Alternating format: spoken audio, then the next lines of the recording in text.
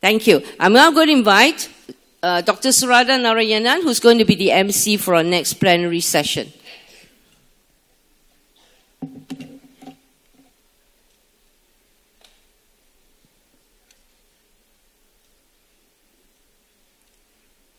Good morning, everyone.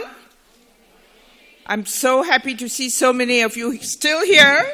You haven't run away for the weekend, And that's because we're going to have a very exciting panel discussion this morning. The moderator for the panel is none other than Dato Anusha Santhirastipa. She needs no introduction because she is the president of Soroptimist International of Southwest Pacific. And Anusha wears many hats, of course. You've all seen her. You know what a engaging personality she is. And she's going to bring out the best in our really eminent panel. Dato Anusha, I pass the floor to you. Thank you, Dr. Sarada. Good morning, all. I hope you had a wonderful evening, free evening around Kuala Lumpur, discovering the best highlights of the city.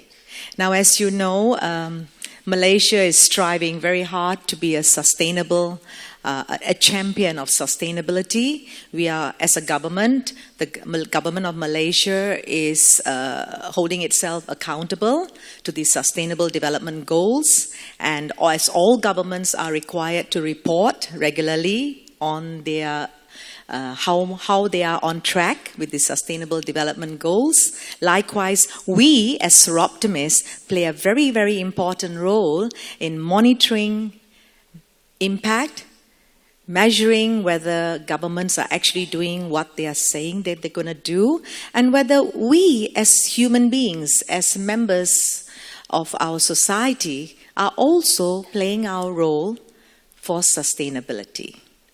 Having said that, we have assembled here a very, very dynamic panel of speakers who have been specially chosen to play significant roles in bringing out the best in all of us in this room. They have been chosen for what they can share to help you to educate, empower, enable women and girls, their families, their local communities, and governments, including even the corporate society, because now we have the corporations. They are the ones who actually are influencing and controlling a lot of things around the world. So the speakers here are all fired up, all ready to let you know how you can go away from here tomorrow and be the best that you can be, because Soroptimists are women at our best. And so with that, I'm now going to call upon our first speaker. You have all got their illustrious profiles in the book, and I'm not going to take up valuable speaking time to read out their profiles, but just to share with you that Professor Joyita Gupta from Amsterdam is 2007 Nobel Peace Prize winner with Al Gore. And her role is to bring out the 100% potential of you as educators with the bare, naked truths and the hard facts. Please give a round of applause and welcome to Joyita Gupta.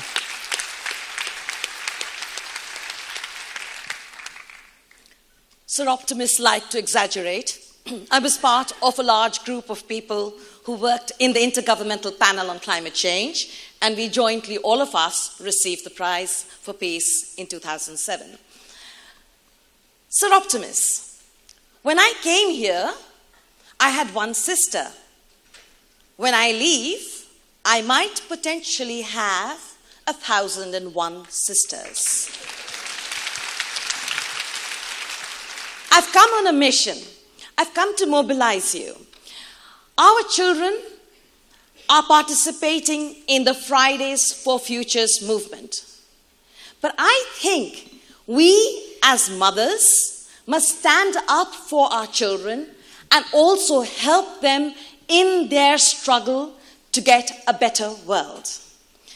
And so my suggestion is that we should all write letters to our presidents and prime ministers asking, demanding leadership and action. And these emails should be sent on every Friday at 9 a.m. Eastern Standard Time.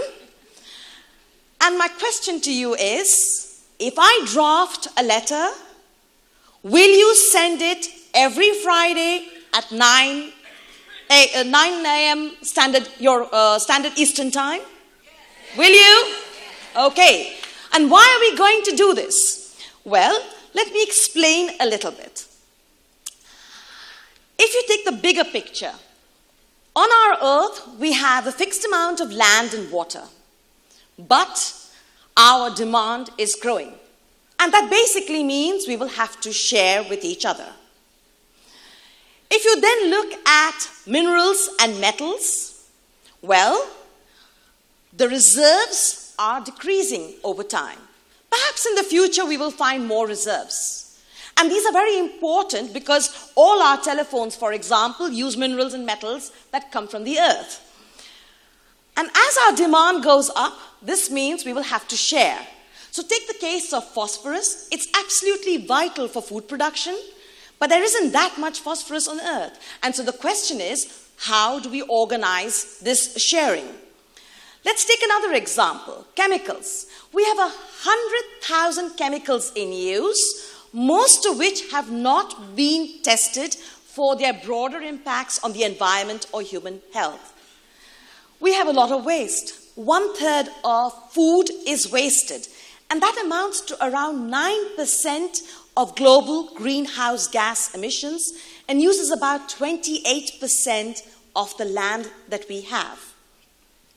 It also amounts to a waste of resources of around $750 billion to $1 trillion US. And all this leads to land use change. For example, meat production requires around 77% of agricultural land because of its direct or indirect requirements. And all our production and consumption patterns together are leading to a loss of biodiversity. Scientists are afraid that we are moving into the 6th worst extinction event in the history of the planet. If the bee dies, who will pollinate our food and our flowers? And then, of course, we have the problem of climate change. If we want to make sure that average global temperatures do not rise above 1.5 to 2 degrees centigrade, which is sort of seen as about safe levels, that means that we have to leave 80% of the oil, gas, and coal underground.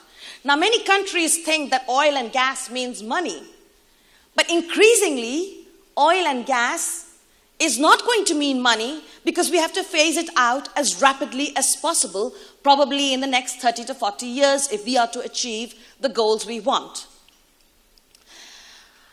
However, we are not really on track. If you look at the promises made by countries and you add it up, we are moving to a 3 degrees centigrade world. And in fact, we might even cross 1.5 degrees by 2030. So we really have to act fast. And fossil fuels are not only bad because of climate change, but you can see from this picture I took in Ecuador last year that it pollutes the water and it pollutes the air. So there are many reasons to take action on fossil fuels. So ladies, the problem is we're crossing planetary boundaries and we are using more than 1.5 Earths annually. We are massively in debt. So, does this have any impact on our health, on human health? At the Global Environmental Outlook report discussions, we, the authors, discussed all the literature that there was, and we came up with a number of statistics. For example, environmental degradation is responsible for 1/4 of our human health problems. In addition, disasters lead to a huge impact. Between 2005 and 2015, it killed more than 0.7 million people, affected 1.7 billion people, and cost $1.4 trillion US. Disasters have displaced 26.2 million people simply in the year 2016 from environmental causes. Air pollution kills approximately 7 million people per year at a welfare loss of around $5 trillion US per annum. Land degradation affects 3.2 billion people at a cost of around 4 to 20 trillion US dollars. And climate change is already costing us around $3 billion per year. So there are good health reasons to take action. And all this happens in a very unequal world. We are probably a part of the top 1% that owns almost as much as the remaining 99%. And that also means that the more privileged we are, the more we pollute. The more marginalized we are, the less we pollute. Ironically, the more marginalized we are, the more vulnerable we are to the existential and health impacts of environmental degradation. And our pollution is not simply because of the way we produce or the way we consume, it's also because of the way we invest and waste. For example, pension funds are about almost half the world's global income, and they invest heavily in fossil fuels. And divestment itself is not a solution, because if they divest their shares, they will sell it to somebody else, and that will also be an enduring problem. So, it's late, but it's not yet too late. And this is where we can harness the power of women. During our work at the GEO, there was a discussion about whether emancipating women would lead to a multiplication of environmental pollution. And then the argument was that if all Saudi Arabian women start to drive cars, will the pollution go up? No! The men have to drive less, or we all have to use different types of vehicles and maybe have different transport modes. Scholarship shows us that women economists think differently from men economists.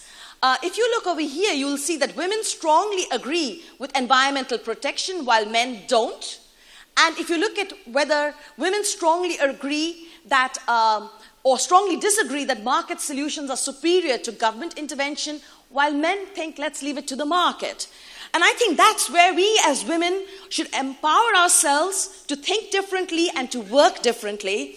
And as consumers, I would suggest that we look at energy, food, and waste. In terms of energy, move towards a zero fossil fuel future, use more renewables and sunlight. On food, unpack less, peel more, go for a meat-light diet. Meat consumption is almost twice the greenhouse gases from a vegetarian consumption process, but you could also just eat less beef. Waste less, reuse more, buy less, buy light. As producers, we could innovate more, sell less, dematerialize, decarbonize, and detoxify. So, Sir Optimists, can we all become mums for peace, where peace stands for producers and investors, E for our role as educators, A for our role as activists, C for our role as consumers, and E for our role as environmentalists. Individually, we could all go on a footprint diet. Collectively, we all have to write this email. Mr. President, you've got mail. Every Friday, 9 p.m. Malaysian time, just like the Malaysian Queen advised us, nag, nag, nag.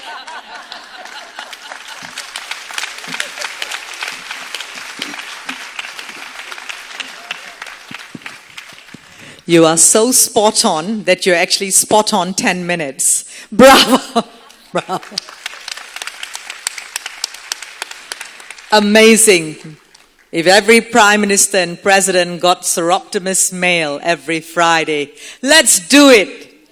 Let's do it. And now, I have pleasure in inviting Dr. Kanda Kumari, who is going to help us be more empowered. Over to you, Kanda. Thank you, Dr. Anusha. And a good morning to all of you. I think that was really educating. And now we'll move to how we can really empower ourselves. This is really the issue of our times, climate change. This is what we need to talk about and understand why there is this imperative for change. But let's take a step back and get the big picture. Why is this issue so important? How often do we hear people saying, oh, there can't be global warming. We had such a cold winter. And they said, it can't be true. And then you hear others saying, oh, this is terrible heat extreme. We know the planet's warming. So what is really that difference that we want to be informed about? So there is this weather that happens in this short term and the day-to-day that you understand what's happening to you. But in climate, we need to take that longer-term perspective. And it's that putting together every 30 years and understanding which way that trend is going. And as you can see, our climate is getting warmer, but there's also more fluctuations and variability, those extremes that we are exposed to. But what is really driving that change? It's the emissions, the CO2 emissions being the most potent, that have slowly and surely been going up from a low level to way over 400 parts per million. And that has been the highest record even in 2018. So really what we find is that has been increasing. But what we really need to know is the rate and pace of that change. Change has been there all the time with those fluctuations. But look at this chart. We're off the charts in the last part of our own history. And that's really what we need to take account of. It's how do we then understand, change that trajectory? How do we adapt to that change? And the scientists like Joyita and others have really come up with a whole range of ways in which they have been able to confirm that this change is for real. There are multiple indicators. The temperatures are going up, the sea level is going up, the glaciers are going down. We really have to listen very carefully to these educators and scientists. 97% of scientists worldwide agree on this. And this change is leading to multiple societal and environmental impacts. There are impacts on all of us in all of our sectors, be it health. We heard on the first day about water and food security. We've heard about the coastal impacts. So none of us is really immune to this. But let's take a look at a few issues. We've all heard about the devastation that extreme weather brings to us. And the weather-related natural catastrophes are on the rise. We had the Mozambique Idris cyclone. We had Maria in the Caribbean. And it goes on. And we really need to pay attention to this because it has human consequences. It has economic consequences. The losses from these type of extreme weather events are in the tune of 320 billion in 2018. That's the cause of inaction if we don't begin to address it. I was talking to a Seraptimist 2 days ago from Portugal who talked about the wildfires. We all heard about the wildfires in California, but they're all over the world, be it wildfires, be it droughts, be it any kind of hurricanes and extreme events as we had in Philippines. So really what happens is these events are happening more frequently and more intensively. And what I think is sometimes not happening in the media is that women are killed more in these extreme events than others. In Bangladesh, cyclones sometimes hit women 4 times as much as it does men. But everybody is actually exposed to this. Some years back in 2003, there were 35,000 deaths from heat extreme in Europe, in Paris and others. And these temperatures that brought about this kind of heat stress are actually going to become our new climate normal. So it really tells you how we need to step up our action. New York is very interesting. 600 people die of heat stress in New York every year. That's actually more than the number of people who die from gun violence. Neither is good, but it really tells you how this is an issue that is hitting us now and here. And in the next 10 years, we'll have 72 million jobs that could be at stake. Because really, people who are working outdoors and people whose jobs expose them to this are in extreme danger, in addition to women, old people, and children. But as Joyita also mentioned, and scientists agree, these impacts are playing out across the world, and they play out differentially in different places.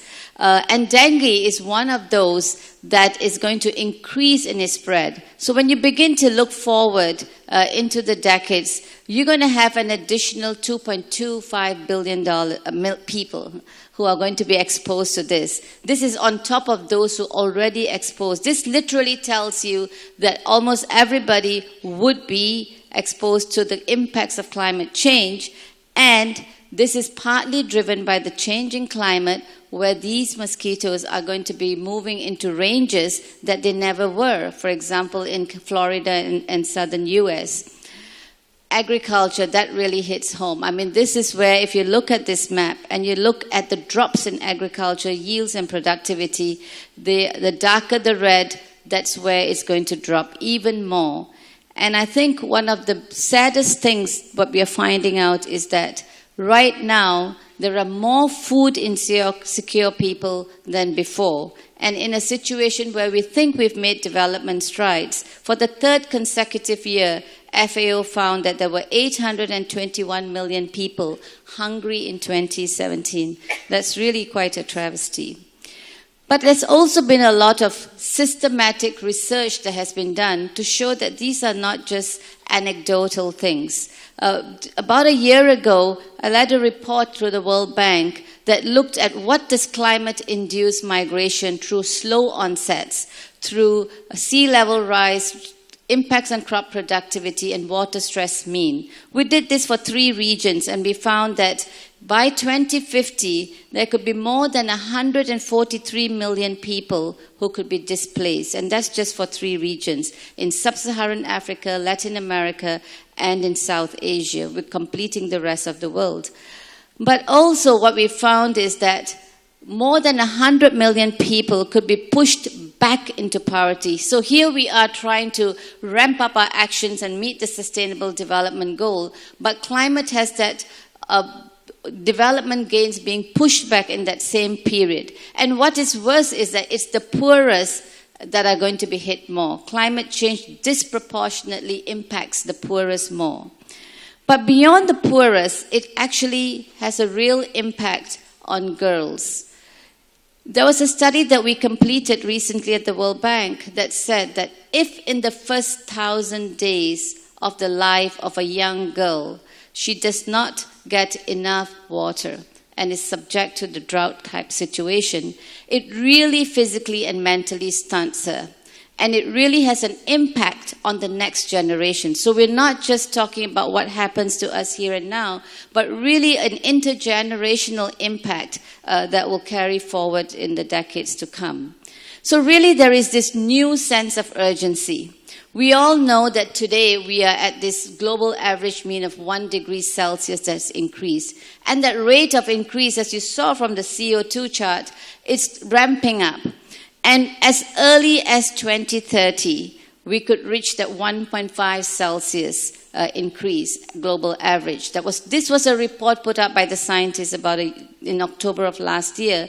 And it really sent certain shockwaves in the system because they said that this could happen as early as 2030. That gives us less than 12 years to get things under control.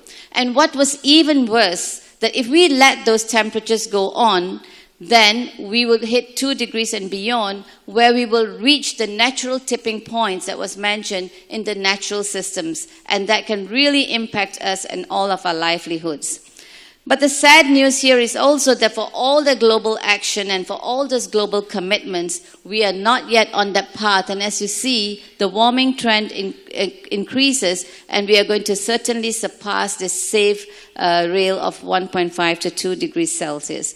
So we really have a very, very narrow window of opportunity to make sure that we don't fall into this realm of negative effects and leave a planet much worse off for our children. And at the same time, I think we had a very interesting session yesterday on technology. We heard it in the water session. There are real opportunities for change, and technology is driving a lot of this together with the willingness of groups like Soroptimist and others to act. And, here we have, technology being used, whether it's in the windows that you have for solar, in the housing, the price of renewables are coming down. And 60% of the cities, for example, in Africa are yet to be built. And we can really build them in a climate-smart way. And there are multiple other investments that we can get to in corporations and others. And we come back to that discussion. The new climate economy found that we can have a very positive economic gain and still create jobs that can help us to get there. So we shouldn't be disheartened, but I think we should use this as a challenge to meet that thing. So there are really two takeaway messages that I want to have conveyed to you. Climate change is a reality. We are already, even with the best of our action, locked into some level of warming that has wide multiplier impacts. But acting now is an imperative, and the window of opportunity is closing. So really, Soroptimists, let's do this together through our messages and getting the message out there. Thank you all.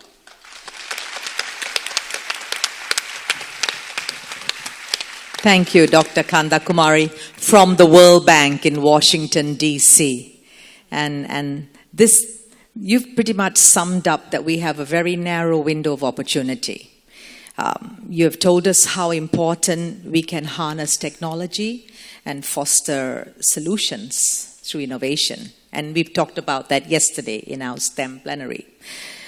You've also shared with us how important it is to have smart and green cities. And that segues into our next speaker from Sunway Group. Sunway Group, which started out as a foremost developer of sustainable cities all around Malaysia and Southeast Asia, but has also created a very, very strong arm for education in not just locally, but globally. And education, not just in providing paper qualifications, but in the greatest transformation of a human being is to unleash their human capital. So we have with us here Cheng to replace Dr. Elizabeth Lee, who is actually on a flight to China now because there's some sort of an emergency happening in China. As we all know, can happen in any country. So Dr. Elizabeth Lee sends us her apologies, and she also sends a beautiful message to me on WhatsApp to say that may every Soroptimist in the room shine bright like the glorious sun and bring fulfillment in the lives of every woman and girl you touch. This is a personal message from Dr. Elizabeth Lee to all of you today. Cheng.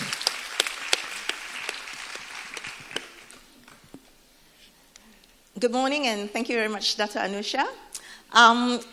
Just to introduce you, if you have not... sorry, can I just stop that for a while?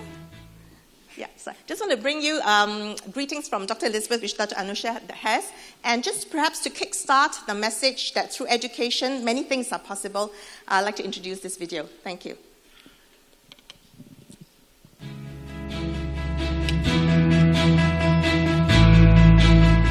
Today, we make a stand to voice our hope that one day we will make the world a better place. To better it ourselves and for our children's future. We will be devoted to peace. United not by our color or beliefs, but by our humanity. To create a world where people everywhere have access to clean air, water, and food. And good education and jobs. Because we believe that creating a better future is our responsibility. Because we know we must learn about our histories to change things. And open our hearts and minds to change ourselves in order to uphold our vision of a world free of greed, hunger, and conflict. A sustainable future. We pledge to better our world, to ensure the survival of all living things on this planet. To learn to make the most of our time in the sun. We are making a stand here today to build a better future that is fairer and more equitable for all. These are the aspirations for tomorrow. And these are the goals we pursue at the Jeffrey Cheah Foundation. In this strategic collaboration with the United Nations Sustainable Development Solutions Network, we work together with a team that's part of an ongoing global effort to find sustainable development solutions to help us preserve the world we live in. This is an exciting milestone for us at Sunway University. We look forward to our collaboration with the United Nations in promoting sustainable development through the Jeffrey Sachs Center. We welcome the efforts of Professor Sachs and the Sustainable Development Solution Network in establishing a global education program on sustainable development.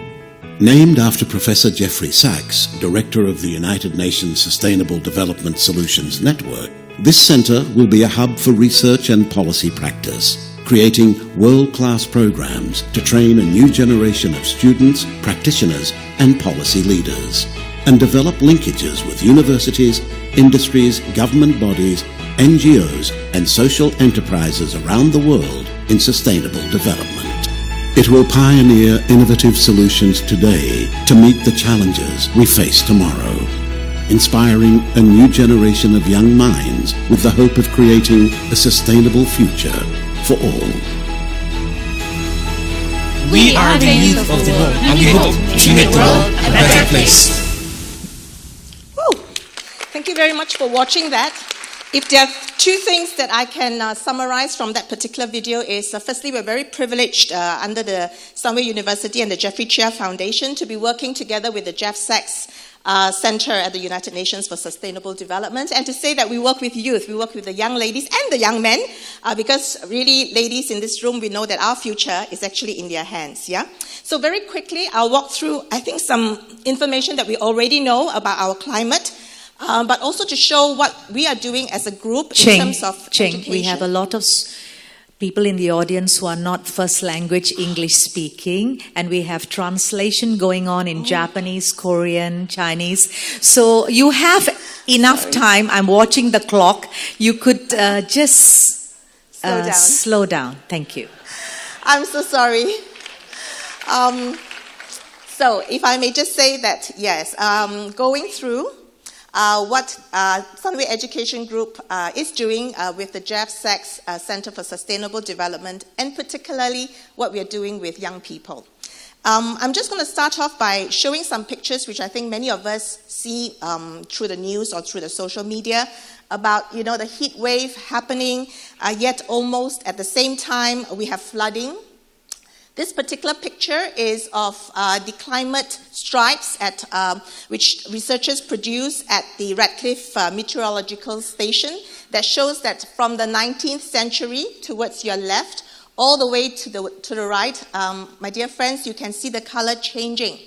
And what color is it changing from? From blue to red, indicating that the world is warming up. And it's frightening because we are privileged. We sometimes live in parts of the world where we have water running through the taps. But really, again, the pictures show it, and I won't read through the words that are on the screen, that there are clear pictures of devastation due to climate change. And in Kuala Lumpur, we are also very concerned because research shows that by 2050, I'll be very old then, but if I'm around, we are earmarked, Kuala Lumpur and Singapore are earmarked to be one of the 50 cities where there will be massive consequences due to the heat wave, or due to the climate change. Again, this picture is very sad. It shows the aftermath of the cyclones. We've had our other panelists mention those events, and I think not too long ago, and for friends who have come from India, you know, we've read that aside having a flooding in Mumbai, there was actually drought in Chennai, all within the same country, all within the same place. So this is the time, as many of our panelists have said, this is an urgent time. Hence, I was so excited just now also to communicate Elizabeth's message very quickly that we need to do a part. And this story is about Sunway, but I hope that this story also shares with us that all of us can play a part, because all small parts together make the beautiful picture. So just to start off to say that Sunway Group, as Dr. Anusha alluded to, started off as a commercial entity, but it has today put all its institutions under the Jeffrey Chia Foundation, and it has now established a center for sustainable development together with the Jeff Sachs Center here in Malaysia for the entire Southeast Asia. And everything we do at the college, at the university, and at the schools is about promoting sustainable growth. There you have a picture of two Jeffreys. And one day I hope to show a picture of two Josephines, yeah? One from Malaysia and one perhaps from the Western world, who are moving and changing things. So Jeff Sachs and Dr. Jeffrey Chia are making their commitment to sustainable development. I like to show this picture because it's a very haunting picture, yet a picture of hope. The top picture shows Sunway or Bandar Sunway or Sunway City or Sunway Lagoon theme park, if any of you have visited that part of Kuala Lumpur, and there's a huge mall there as well. But 30 over years ago, it was a wasteland. And the late Prime Minister of Singapore, Mr. Lee Kuan Yew, said Sunway, through much effort and sweat and tears, has converted a wasteland into wonderland. And if you think that, converting, what was natural to what is probably constructed is not necessarily sustainable development, then dear ladies, dear friends, I'd like to share that every day something is happening in Sunway to make sure that we contribute and do not spoil the environment further. This picture is relatively small, but I want to highlight that there are canopy walks. So students can walk from one university to another, from the mall to the school, and they can walk home. So this canopy walk that you can see here is to prevent carbon emission due to vehicles. We have renewable energy slabs or solar panels on the top of every building. This is just one that shows part of a building. We have in our lakes and in all the water, the pools of water or bodies of water, we actually have water treatment plants. So Sunway is one place where you're blessed that in case there is a water failure, if there's a cut in water, we really will have water supply for a period of time. So again, this is a picture of the canopy walk. And every day what we do is we encourage our students to participate in events that would contribute towards sustainable development. I'm just going to run through these pictures because I think the pictures speak 1,000 words. This is a campaign whereby we wanted students to stop using straws. And so we gave away metal straws for free. But we also wanted to promote friendship. We don't want people to be selfish. And so in order to get a pack of free straws, you have to come with a friend, right? So so we do simple things. I'll be candid. We don't do necessarily very big things all the time. But in doing small things, we hope to inculcate in our young people the attitude and a culture and a habit of renewing, reusing, and sustaining the environment.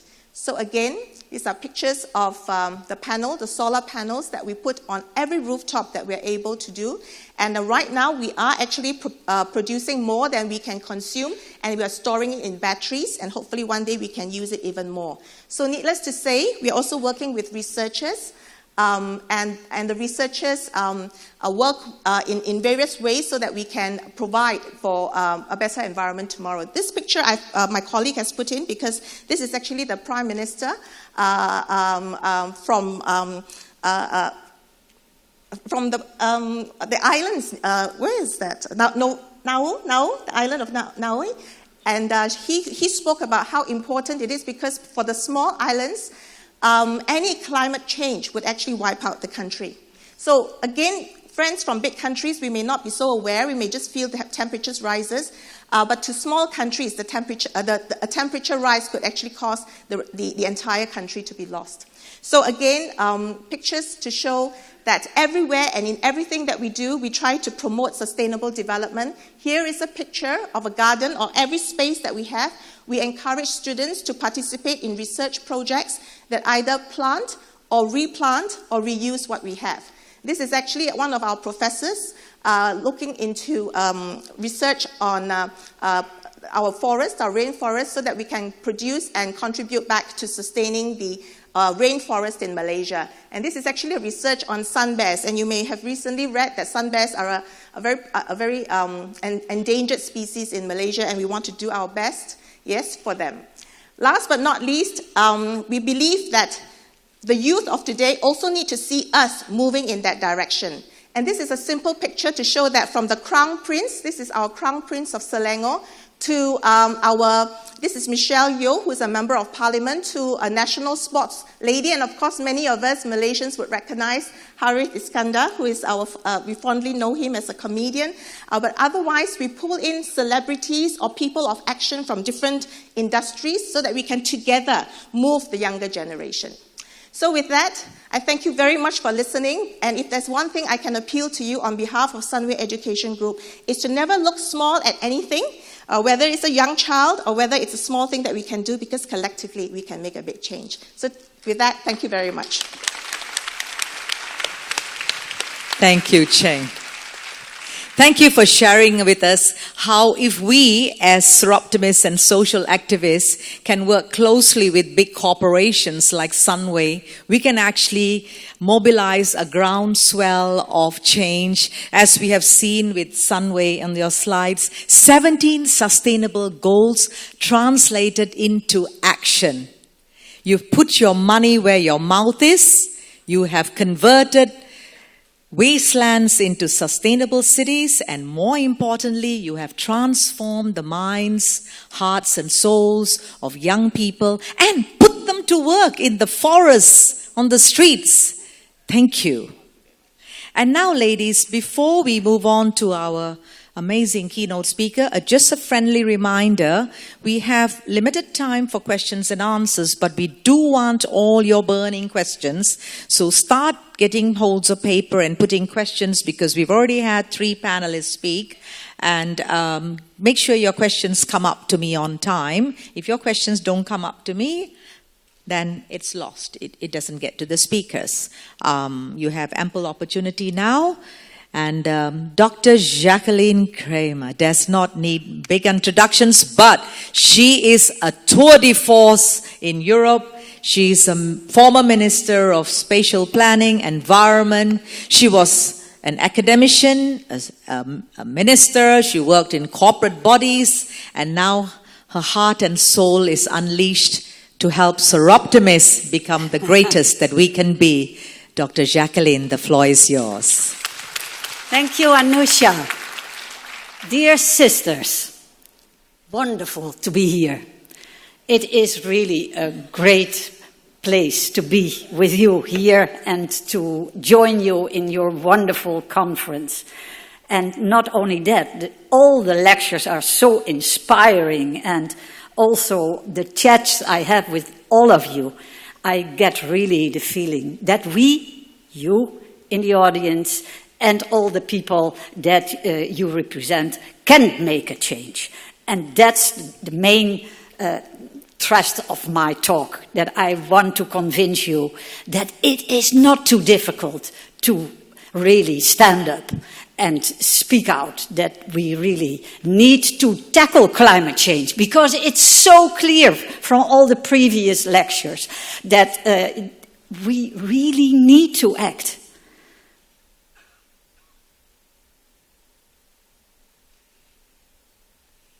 Sorry. Well, now I'm really confused now. I didn't see any picture yet, but let me go back. I don't know how that happened, but this was my first slide. I didn't watch the screen yet. But anyhow, my talk is about women and girls around the world that can save our planet. I really don't have to explain again how serious the problem of climate change is. The previous speakers already clearly expressed the enormous challenge we have to stick to the 1.5 degrees Celsius temperature rise. This graph really shows you what is going on. The temperature rise is record-breaking. The highest, think about that, in 3 million years. And if we look at the slide, you see there a pink part Well, that is actually the part that represents the temperature rise during the Holocene. And you see that since the 1960s onwards, we really see an enormous acceleration of temperature rise. And that is mainly due to the greenhouse gas emissions caused by mankind. And we really can talk for hours about, is this really facts? Yes, yes, yes. These are facts. Don't forget. I get so furious when people say this is all nonsense, because the world is in fire and we really have to know that. If you look compared to the pre-industrial era, the temperature on Earth has increased to about 1.1 degrees Celsius. So if we follow this path, the temperature rise to 1.5 degrees Celsius is really within reach. And the 2%, which is actually the absolute maximum agreed upon in Paris, will soon follow. And the impacts are really, really disastrous. If we look at a few of these pictures, you already know what's happening. From extreme weather events like the hurricanes, the melting ice, the rising sea level, the droughts, the floods, and the wildfires. And, well, the point is that due to these extreme conditions, people will be forced also to migrate to other places because they can't live in their own environment anymore. And what is tragic about this all is that the consequence is that we don't realize that the richest countries are the most responsible for the climate crisis, and yet the effects are being felt first and worst by the poorest countries. And that is really the catastrophe that we have to tackle. And when we then ask the question, can we expect governments to solve the immense problem themselves? Well, my view is that bottom-up societal actions is indispensable to make the transition to a low-carbon economy. And I will explain why. Governments should act at all levels of decision-making, to start at international level, then national level, and local level. And let me start with the decision-making at the UN level. Well, that's very complex. That I also experienced as an environment minister being active to help to close the deal in Copenhagen. And I will share with you some of my experiences. And that was in 2009 and on the road towards 2009. Well, the world at that time was, and unfortunately still is, divided in blocks, in regions, that have their own stakes in how to solve the climate change crisis. And unfortunately, this led in Copenhagen to a political stalemate between the US and China, to the refusal of some countries to join, a fierce debate about funds for developing countries, and tough negotiations about how much every country and region should reduce in CO2 emissions. Well, on the road to Copenhagen, I was quite hopeful, actually, that we were able to seal a deal in Copenhagen. I joined an informal group of about 20 ministers representing different parts of the world in the so-called Greenland Dialogue.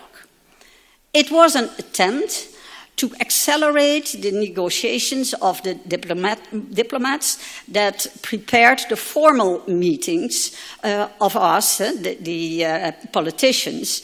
And what we did is we helped to process to make sure that the process would be accelerated by formulating proposals that the informal Greenland Dialogue Group agreed upon. Well, actually, on the road to Copenhagen, that really helped. And it speeded up the process. And, most importantly, it built trust among the ministers involved.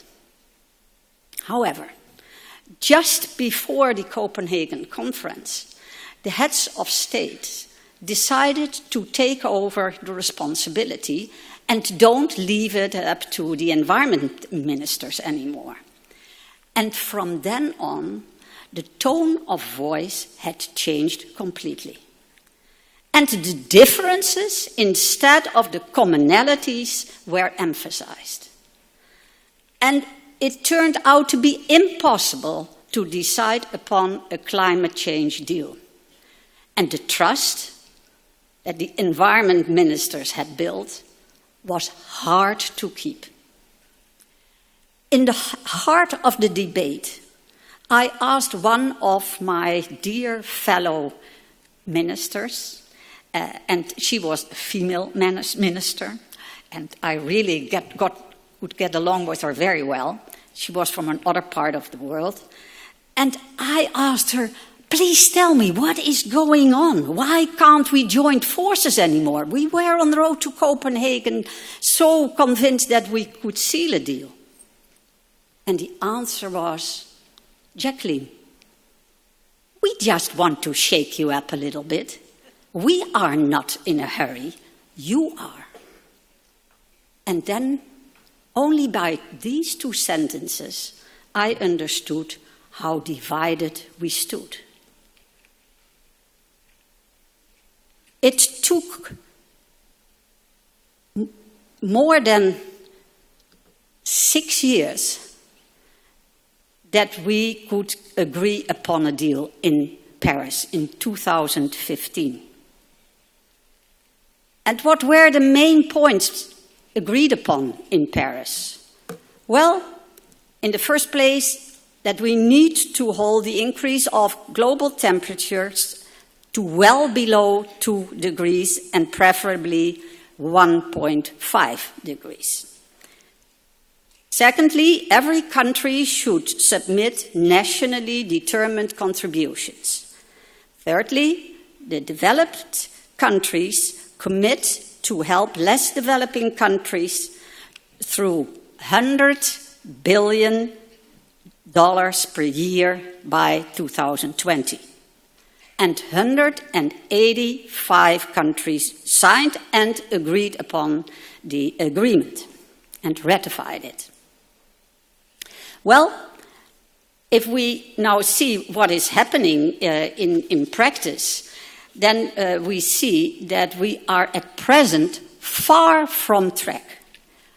Imagine, only 1/3 of what we need to do is done, according to plan.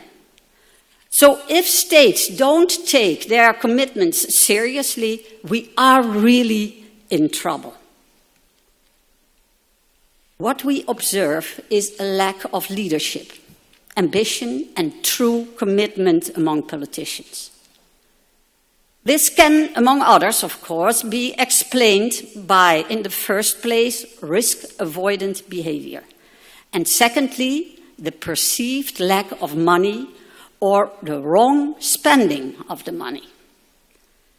As a minister, I was also confronted with both of these problems, and particularly with the risk-avoidant attitude. Having worked my whole life on sustainability in the world of NGOs, business, and academics, I entered the center of the political arena in 2007. And I expected to be able to take leadership in sustainability as a minister. And my first action, after 3 months in office, was to proclaim the phasing out of the very energy-consuming incandescent light bulbs. Just to make a statement. This kind of things we can do. Before I made this plea, I asked one of the large lighting companies to be my ally. The CEO of the Dutch branch was willing to convince the competitors in the lighting branch to be active also in phasing out the incandescent light bulb in steps. I had the task to first get approval of the Dutch government and then to mobilize the support of my colleague ministers in the Environment Council. And we, the CEO of the lighting company, and I expressed the willingness to help each other if needed.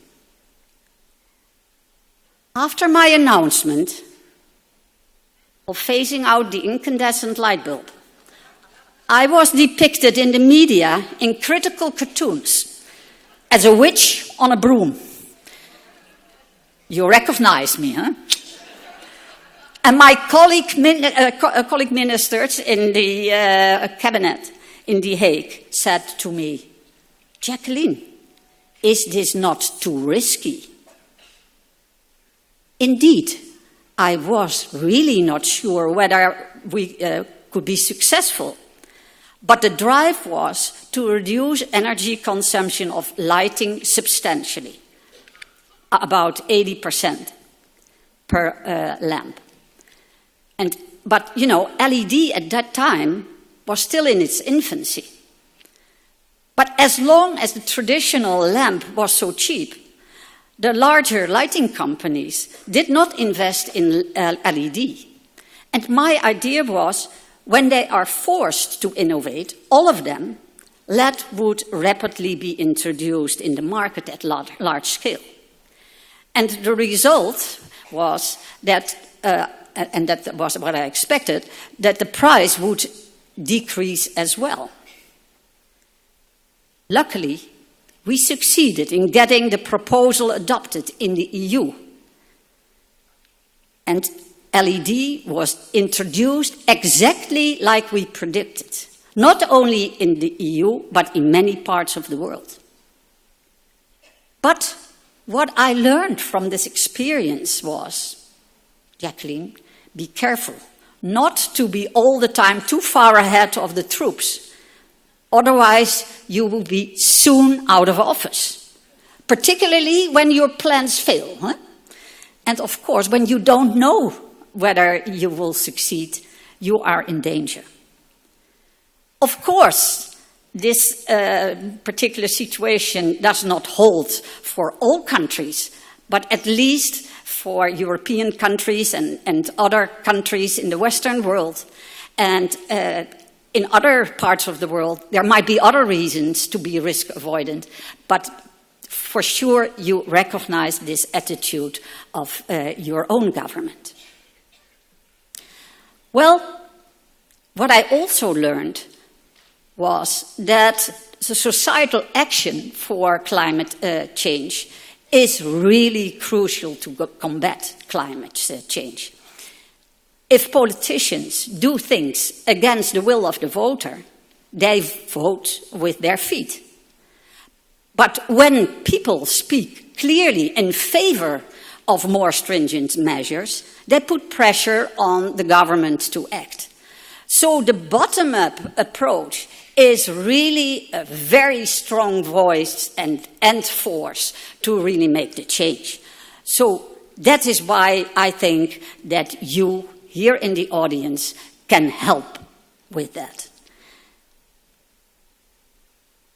Women and girls suffer disproportionately. That's the title of this slide.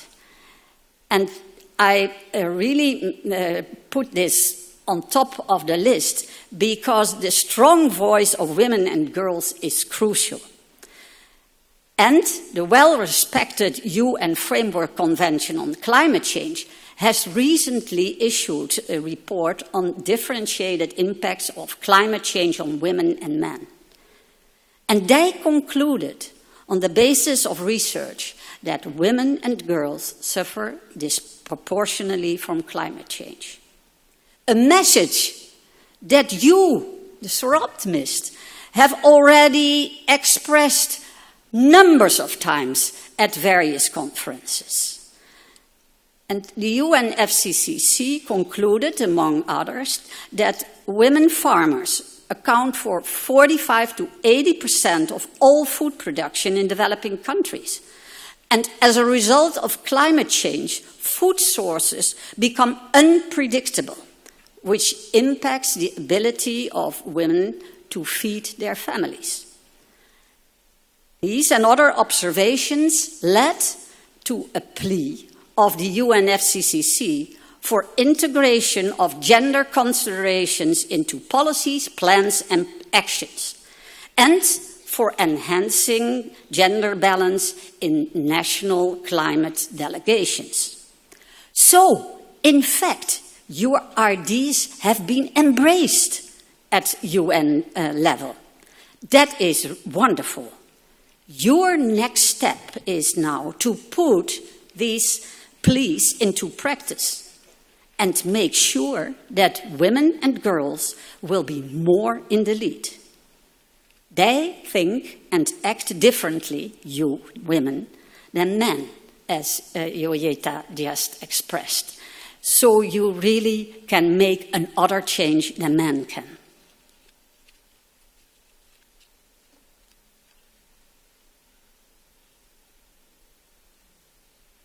When we look at the possibilities to really make the change, there are inspiring examples of girls and women who stood up and made their opinion known to the whole world.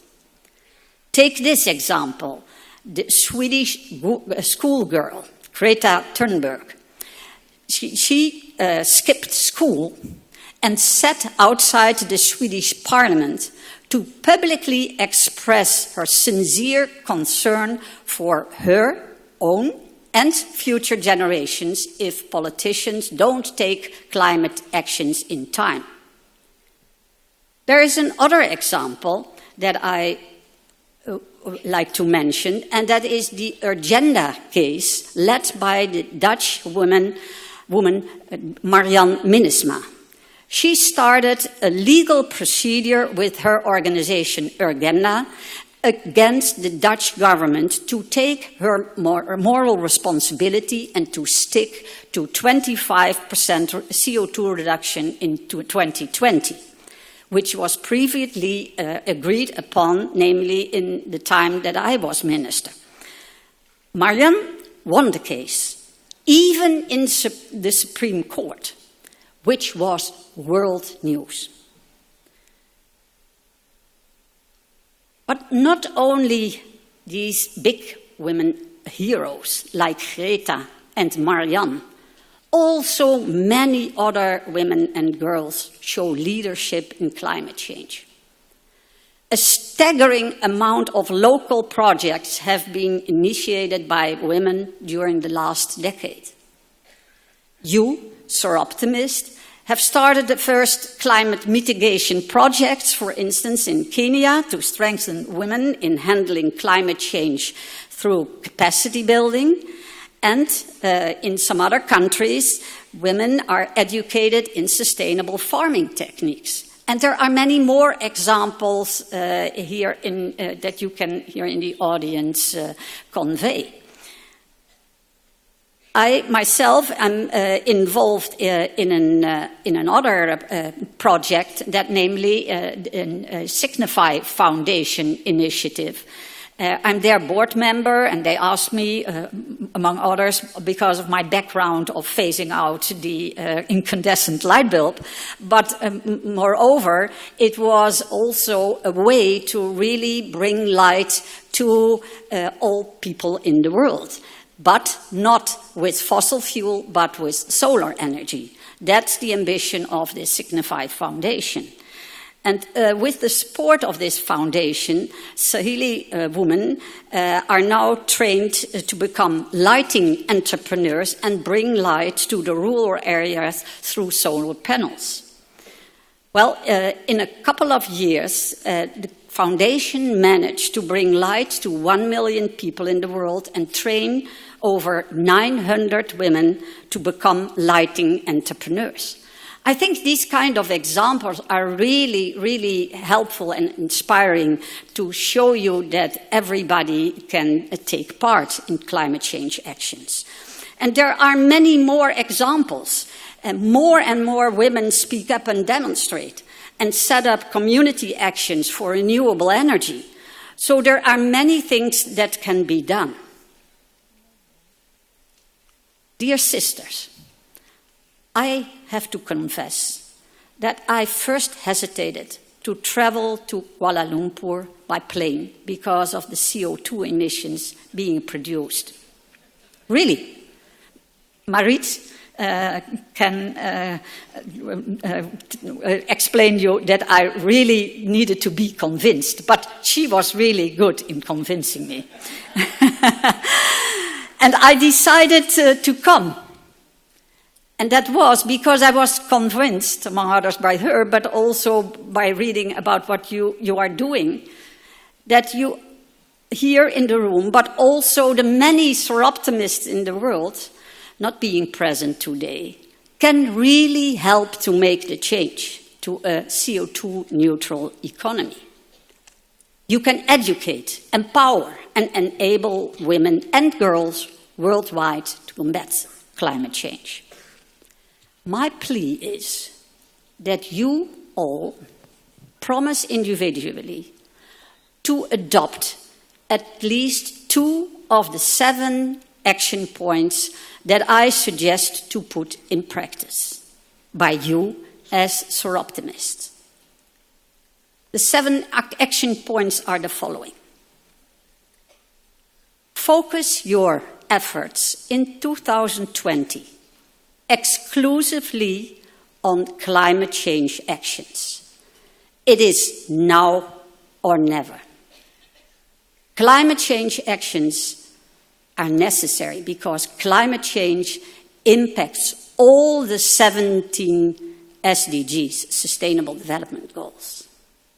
Secondly, be the catalyst of a worldwide campaign of women and children to ring the alarm bell. In doing so, join forces with other grassroots movements and indigenous women. 3, embrace the UNFCCC report and plea for gender equality in policies, plans, and actions in practice.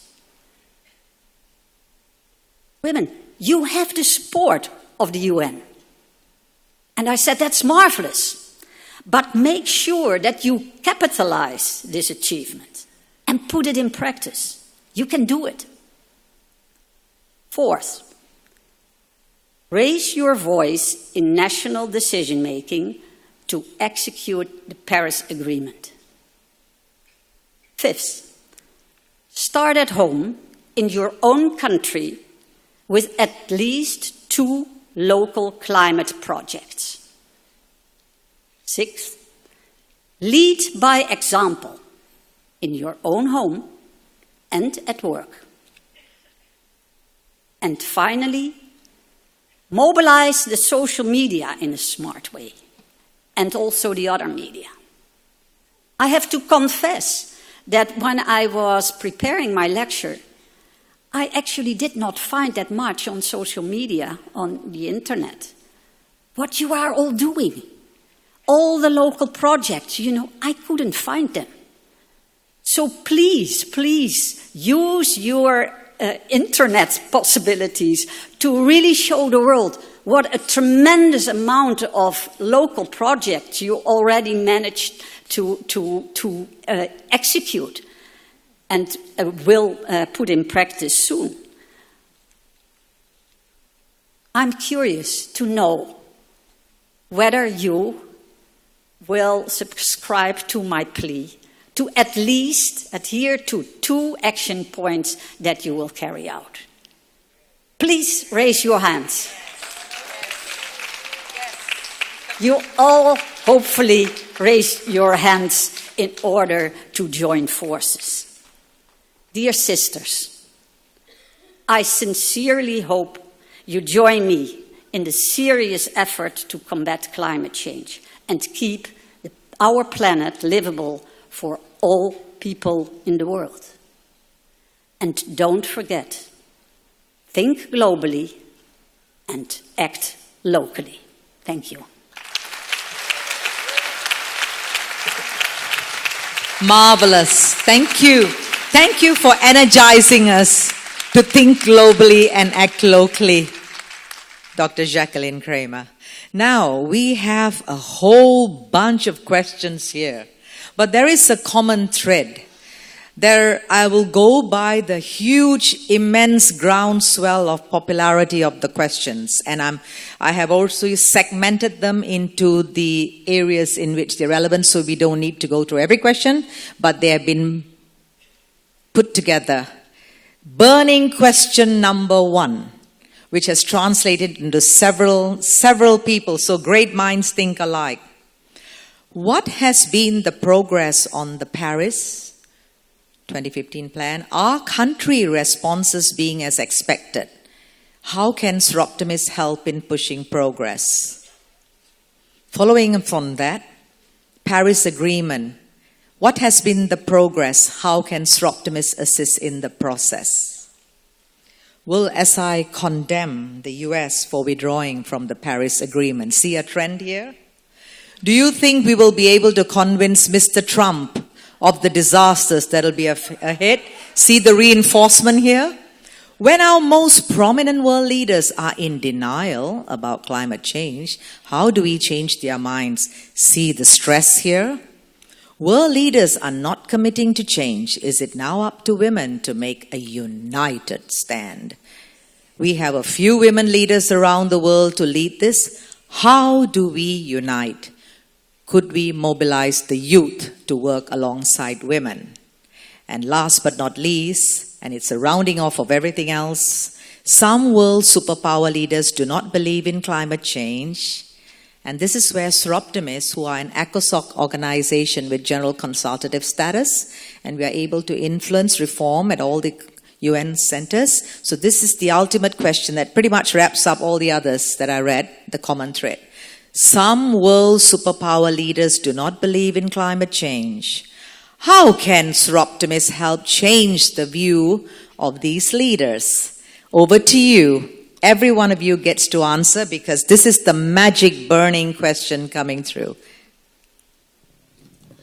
So I think that the common thread amongst all 4 of us was the need to mobilize for action.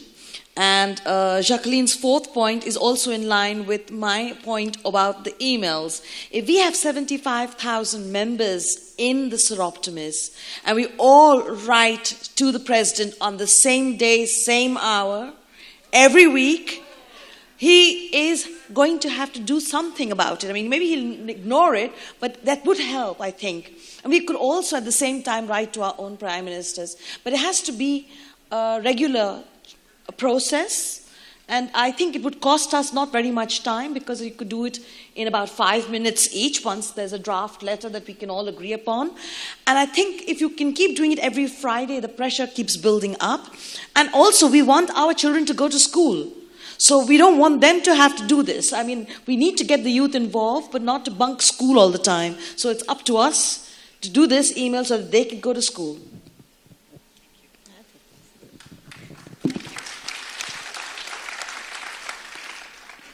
One thing that is very clear is whether or not you believe in climate change, the climate is impacting us. There is an increase in the number of disasters and extreme events, and nobody denies that. And it's something that every leader has to act on in a response to a crisis. That reality is here. It's going to increase in intensity, it's going to increase in frequency, it's going to be in our backyards, it's going to be in our foreyards. I think we can mobilize action around that. But clearly we need to go beyond crisis management. We need to have, ways in which countries and acting to the people and support from you all have to act systematically. So in response to a question, I mean, every country has prepared its NDC, which is the nationally determined contribution that they have submitted to the Paris Agreement. all countries are preparing an update in 2020. And that has to go in from next spring onwards. So this is a real way in which each of you, in your national chapters, go back and look at that process that is ongoing in your country. Push for it, push for the local representation, push for a response to the local challenges and issues. Within that, I think every government will be held even more accountable at that next submission. You heard from us, the contributions of all the countries taken together as of today falls way short of the 1.5 to 2. We are 3 degrees and beyond, and as you see, we have a very small way in 12 years to act on. So one thing I really congratulate Jacqueline's presentation. But on that last slide, I think we need to go beyond thinking globally and acting locally. We have to act globally. It's a global issue. We need global cooperation mechanisms to fix it. We need to act nationally. We need to make sure that governments create policies and enabling frameworks that then can be taken up in the local context so that we can do things at scale. We cannot continue small, fragmented action. It's just not enough, I'm afraid. So we need to act globally, act nationally, act locally. Thank you.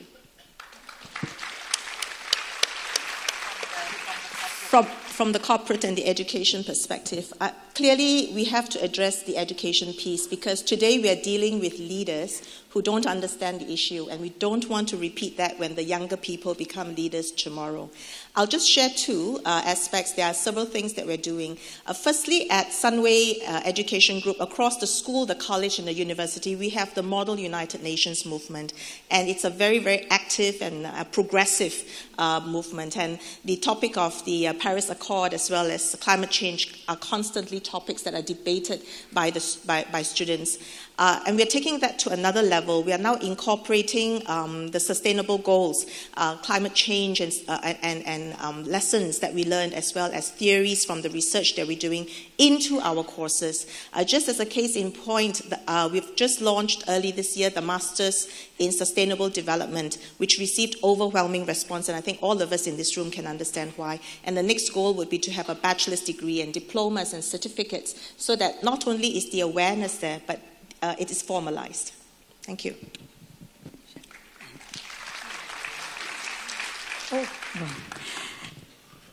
Yes, what an interesting questions. And actually, I tried to address some of them during my presentation, and also expressing my concern about the speed in which we indeed implement all the nationally determined contributions. Because for now, we are only on 1/3 of what we actually have to do.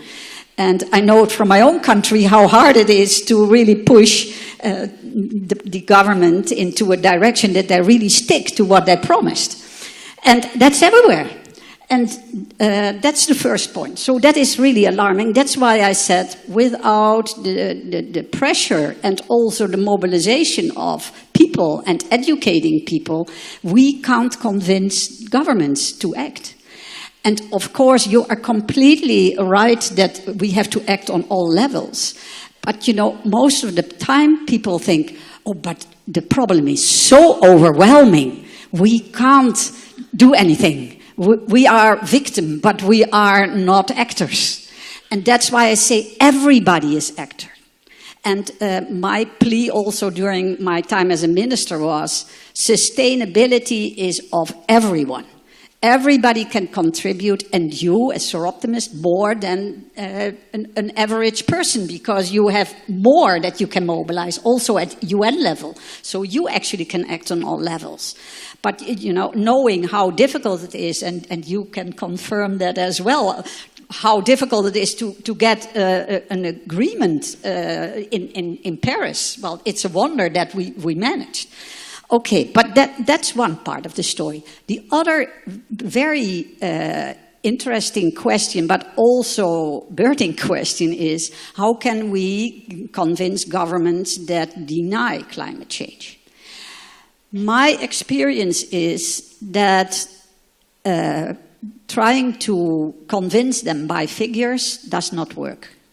You have to look at the motives why they are against. And often it is that the transition to a renewable energy society is, in their view, so radical that they can't make the change. Either it will cost a lot of money, or the people will not accept it. But my experience in practice is that you can put in practice a lot of things in a way which is also financially beneficial, especially when you know how much we have to pay if we don't act. And that is one way of talking about the issue without the climate figures, which don't convince the parties who deny it. And there are also other reasons that sometimes politicians don't want to act, and sometimes you can understand and act upon it, and sometimes it's just politics, and then you really can't do anything. But there is more to do also in society when we really act locally, help to make the change together with the people, show that they actually improve their living conditions instead of worsening them by making this change. So make it a positive future instead of, we have really to suffer in the future. We have to suffer when we don't do some things. Yes. Thank you very much. Okay.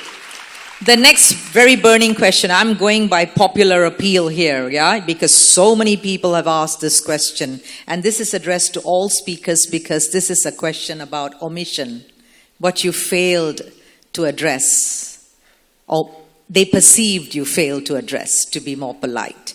Now, each human being emits 200 milliliters of carbon dioxide per minute, 24 hours. Has anyone taken this into contribution in CO2 rise with increasing world population? And all the other questions here are about what are we doing about world population, the explosion, and linking it to the handling of climate refugees, which you each talk about that because the burning question is how come you all did not address population explosion? So let's look at population explosion from the perspective of what does it reflect? In a society, you will find that there are either few young people and a lot of old people, so you get a triangle, or you get the reverse where you have a few old people and a lot of children. So when you have a society like most developing countries have a lot of children but few older people, then these children, when they reach the age of, say, 18 to 30 or 35, there are lots of people who can have children. So that society gets more babies than a society which looks the other way. So in some ways, the population dynamics reflects the kind of age differences between children and adults. That's the first point to keep in mind. And you can't do a shortcut over there. The second point to keep in account is that if babies between the age, or children between the age of 0 to 5, if they don't die as frequently as they do, then parents decide to have fewer children. So most of the time you will find that societies that choose for more children are societies where more young babies die. And that is one of the reasons why in our report, the Global Environment Outlook, also we emphasized very much that we need to focus on the 0 to 5 age group, and that can be done through drinking water and sanitation services, because most of these children die because of diarrhea or related diseases. And if you invest $1 in water and sanitation services, you can get a return of more than $4. Some reports even say $7. So it's really worth investing in. Okay, in the interest of time, I'm not going to put it to the rest of the panel because I think that answers is good enough to answer for all the questions that came about dealing with the population explosion. I'm going to very specific questions now because I'm minding the clock.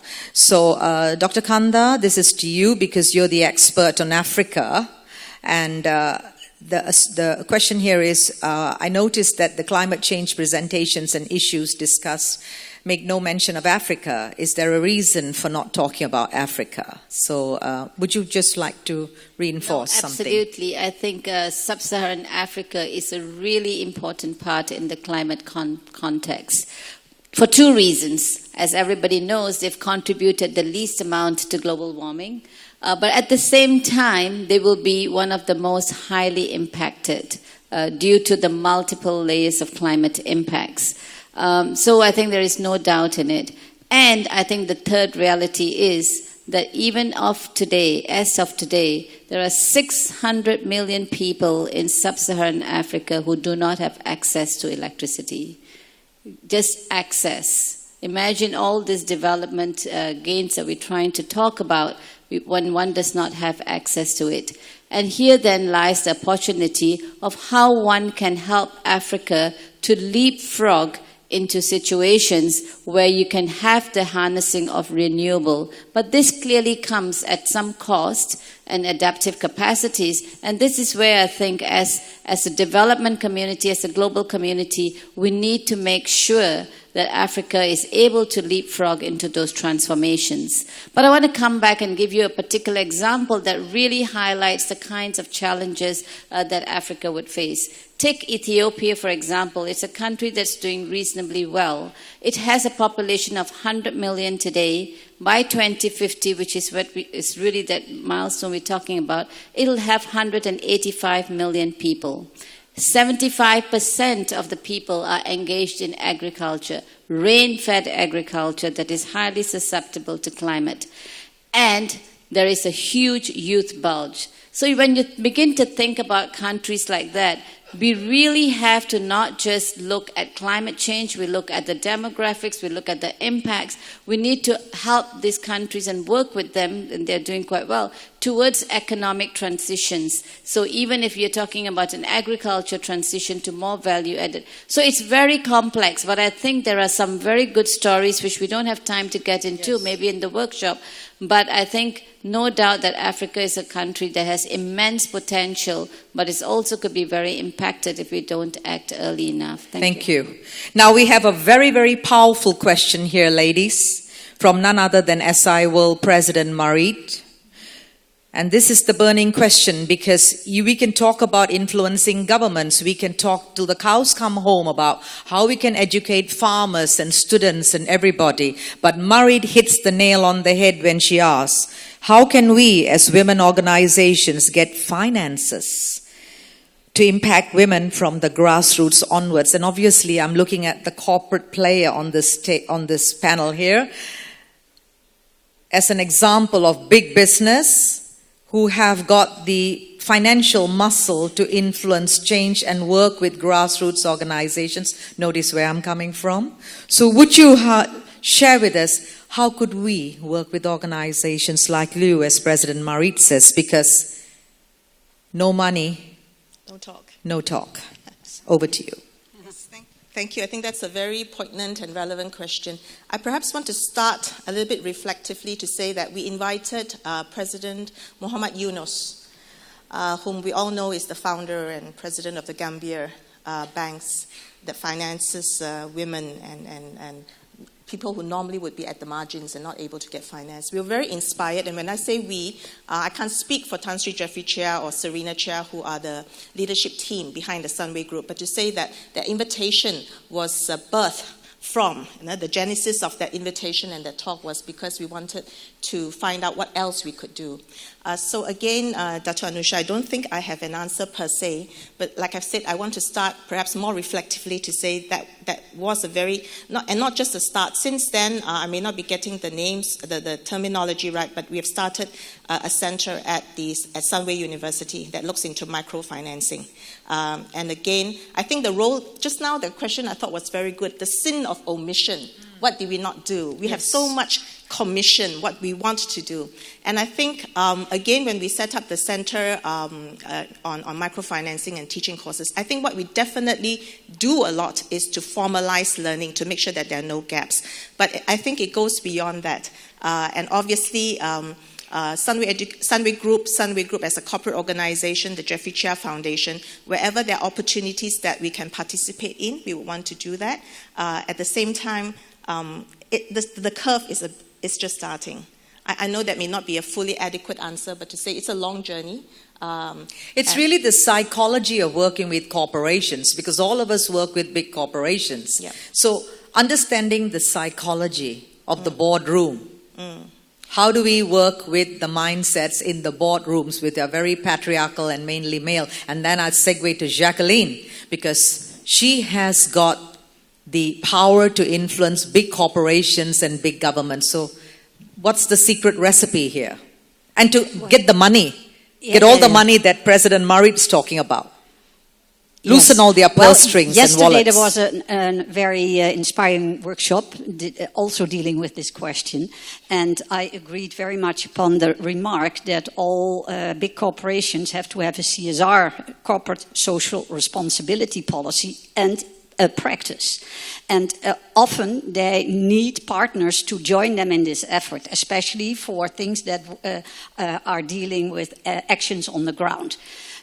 But be careful that you are not abused by these larger corporations. So, but an example is Signify, the foundation, which is also a very important source of finance, where they really need to work with grassroots movements. What I want to stress in addition is the point that you are very powerful, but you have to show more that you do a lot of things on the ground. As I said, I didn't find that much on your internet site. And you do so much. So put all your local initiatives on the web. That is really the first thing, because if they can't see, the sponsors, that you are so powerful, they will not finance you. So that is a very important message, and also the message that I conveyed about the UNFCCC report that says that you women have to be more powerful in decision making. So you can put that paper on the desk of your government and say, we need money to carry out this action. There are more things, but because of time, I will stop now. Okay, this is a very critical question. Thank you, ladies. Very critical question.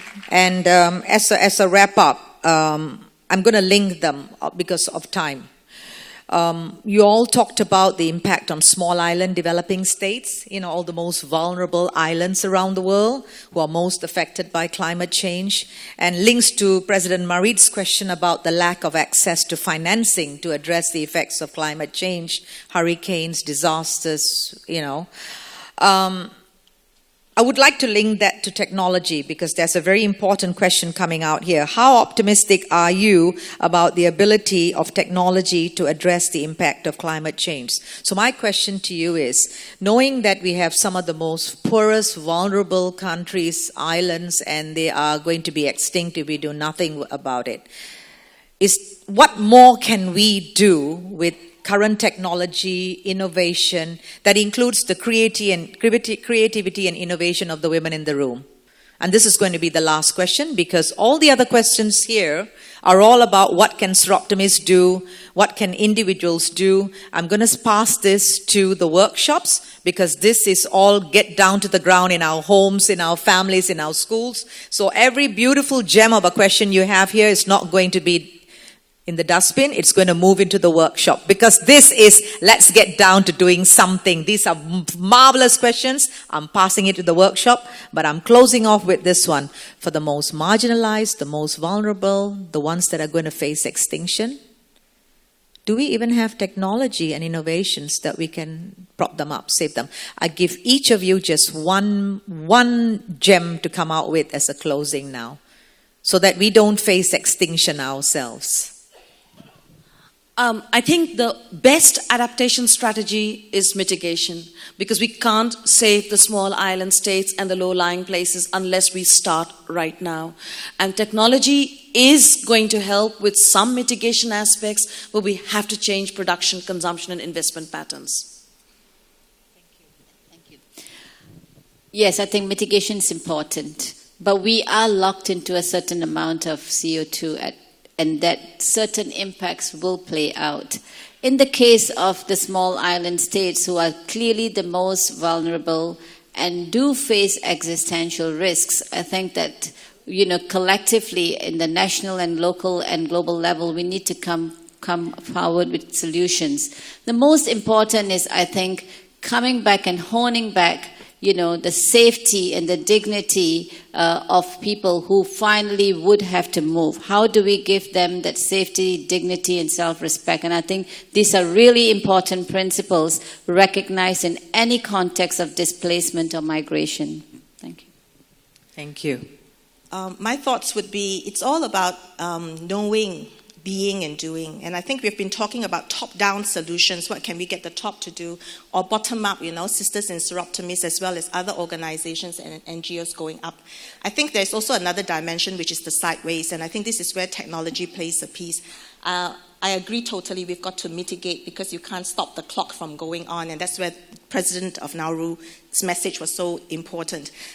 So I think this is where technology is so important, so relevant, because technology is about communicating, not just top and down, but sideways and leveraging on it. So within the 1 minute, obviously we need to brainstorm and come up with it, but I think to take a more holistic picture. Thank you. Jacqueline, the final word is yours. Well, I echo what Joyeta just said, because that is really key. And I want to add to that technology, innovation is of course very important, but don't forget that it all relates to non-technical issues like behavior, economics, incentives. So it is not something you can separate from the real transition we have to make. Thank you. Thank you so much. So, ladies, for those of you who are enlightened, who have been educated, empowered, enabled, and enlightened, the educator, the empowerer, the enabler, and she's the light, right? She has given us the light. They've all been orbs of light.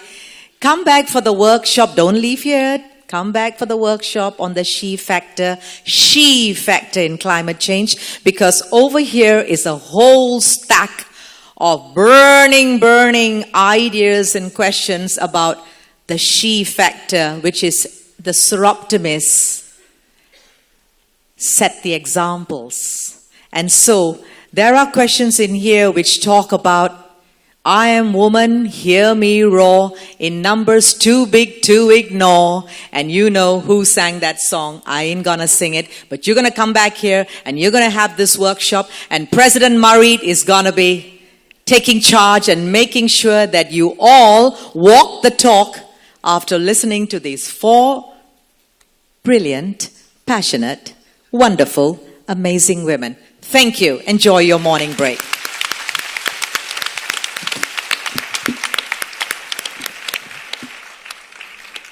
Thank you very much, President Anusha. I'm sure you'll all agree that that was a really engaging and rousing discussion. I now call upon President Marie to give away some tokens of appreciation to the speakers.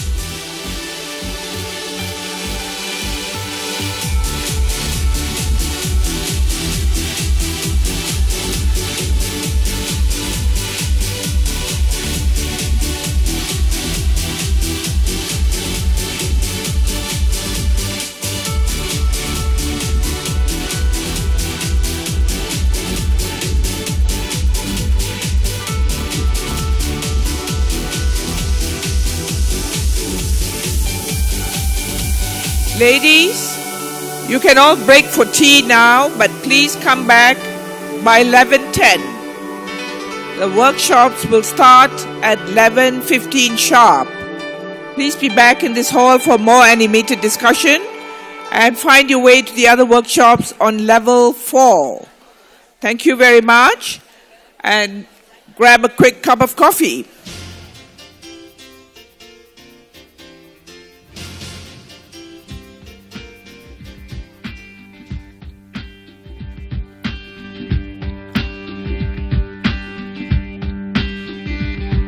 I'm broke, but I'm happy. I'm I'm poor, but I'm kind. I'm sure